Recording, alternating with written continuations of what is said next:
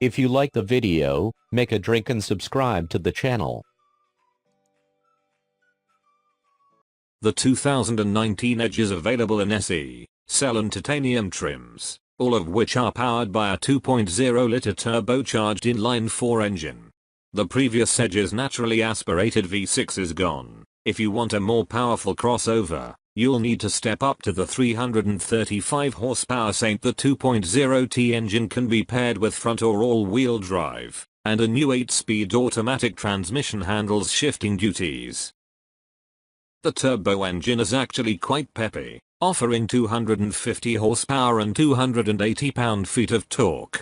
Off-the-line acceleration is quick, the 8-speed automatic smoothly upshifting away in the background. Downshifts, on the other hand, are a little lazy. Press the sport button in the center of the rotary gear selector and the transmission will hold gears a little longer, and tightens up those downshifts. The Edge isn't all that sporty, however. If you want a great driving midsize crossover, check out the Mazda CX-5, or again, step up to the hotter Edge Street.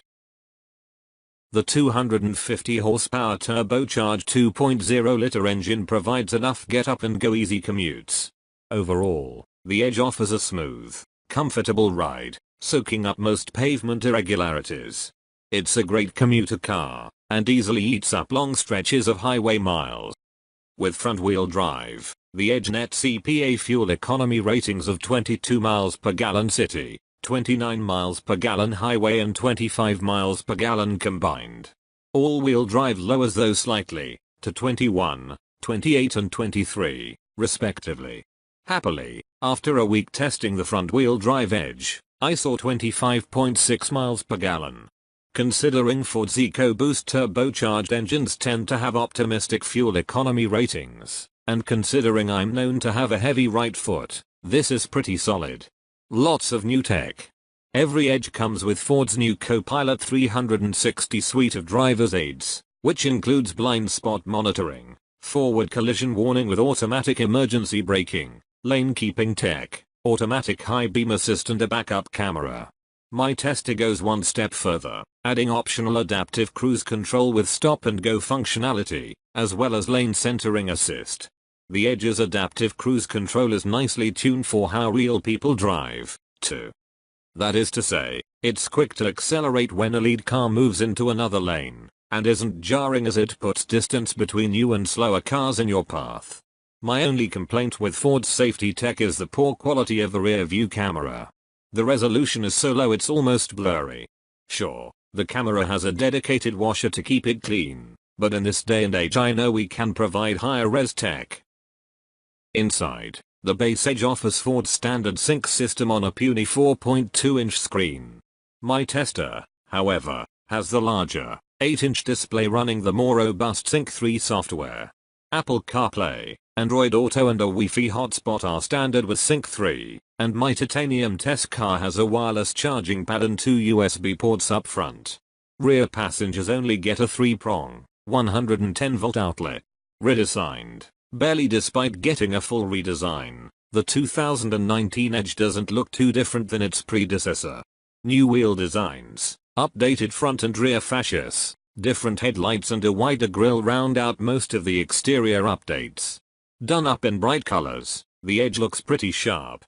My test car's stone gray metallic, however, doesn't do this SUV any favors.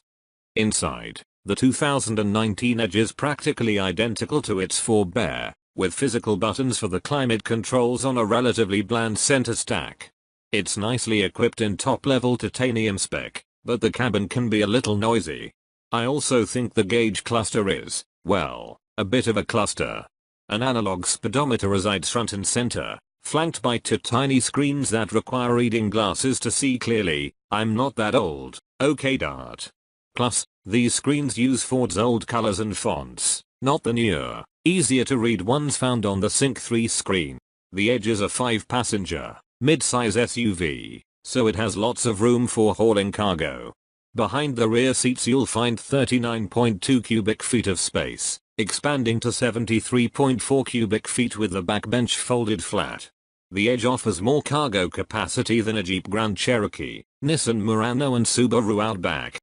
A solid mid-size offering. The 2019 Edge starts at $30,000, but the high-spec titanium begins at $38,550.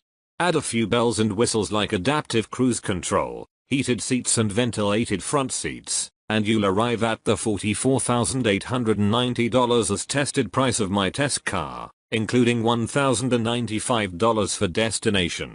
A solid mid-size offering me? I'd stick with a mid-grade Edge SEL, which starts at $33,300, and add the $2,880 201A package, who names these things, to get heated front seats, an upgraded stereo, dual zone climate control, LED running lights and Sync 3 infotainment. For an extra $780 I can add adaptive cruise control to the already impressive Copilot 360 roster. Of course, adding ACC means you're forced into embedded navigation. Even so, all told, my loaded SEL comes in at $37,470. That's several $1,000s less than the titanium seen here, but feels just as nicely equipped. Prices the Edge competitively against other two-row, mid-size SUVs, and you can certainly do a lot worse. It's roomy, comfortable and has a nice helping of onboard tech.